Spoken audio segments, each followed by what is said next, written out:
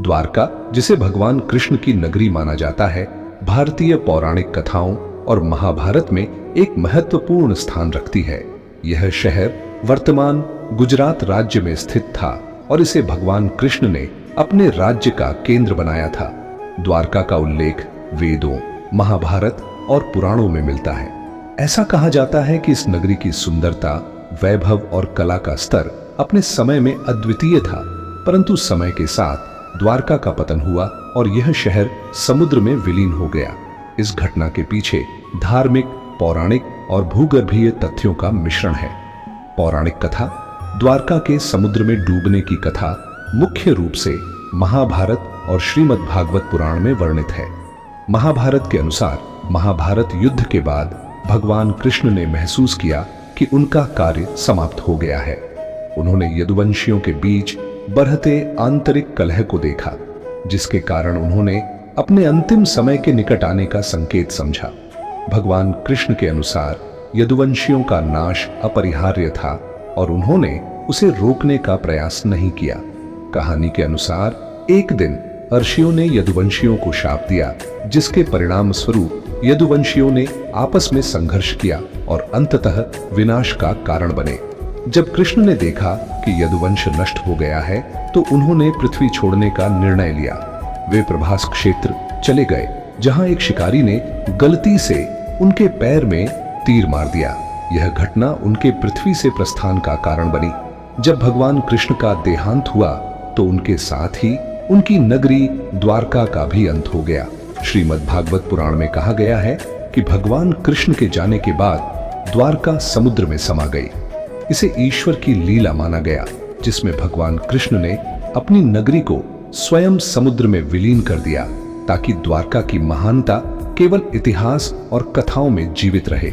ऐतिहासिक और भूगर्भीय तथ्य: धार्मिक कथाओं के अलावा द्वारका के समुद्र में समा जाने के पीछे कई भूगर्भीय और ऐतिहासिक तथ्य भी प्रस्तुत किए जाते हैं। आधुनिक शोध और समुद्री पुरातत्व ने इस कथा के ऐतिहासिक पहलुओं को उजागर करने का प्रयास किया है।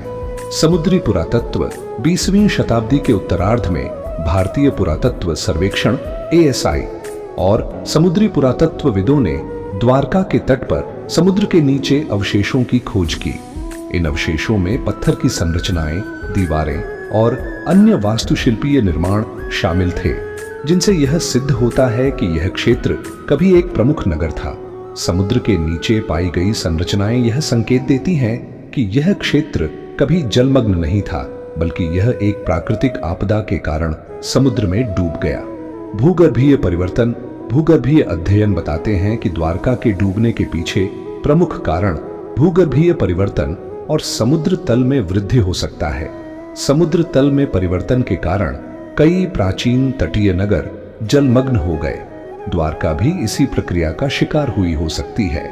इसके अलावा भारत के पश्चिमी तट पर होने वाले भूकंप और सुनामी जैसी प्राकृतिक आपदाओं ने भी द्वारका के विनाश में योगदान दिया हो सकता है। जलवायु परिवर्तन: कुछ वैज्ञानिक मानते हैं कि प्राचीन काल में जलवायु परिवर्तन ने भी द्वारका के डूबने में महत्वपूर्ण भूमिका निभाई।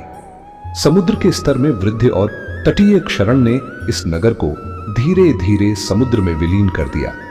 मानव निर्मित कारण: यह भी संभव है कि मानव गतिविधियों ने भी द्वारका के विनाश में भूमिका निभाई हो।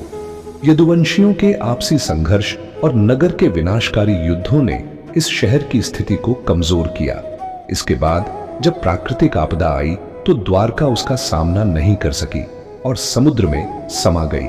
सांस्कृतिक और धार्मिक महत्व: द्वारका का समुद्र में डूबना न केवल ऐतिहासिक और पौराणिक दृष्टिकोण से महत्वपूर्ण है, बल्कि इसका गहरा धार्मिक और सांस्कृतिक महत्व भी है। द्वारका का विनाश एक गहरी आध्यात्मिक संदेश देता है कि संसार में सब कुछ नश्वर है, चाहे वह कितना ही महान क्यों न हो। भगवान कृष्ण ने अपनी नगरी को स्वयं विनाश के लिए छोड़ा, जिससे यह संदेश मिलता है कि जीवन में परिवर्तन अपरिहार्य है। पुनर्खोज और आधुनिक द्वारका: समुद्र में समाई द्वारका की पुनर्खोज एक महत्वपूर्ण घटनाक्रम है। 1980 और 1990 के दशक में भारतीय समुद्री पुरातत्वविदों ने समुद्र के नीचे द्वारका के अवशेषों को खोजा। ये अवशेष महाभारत में वर्णित नगर की पुष्टि करते हैं। इसके बावजूद आज का आधुनिक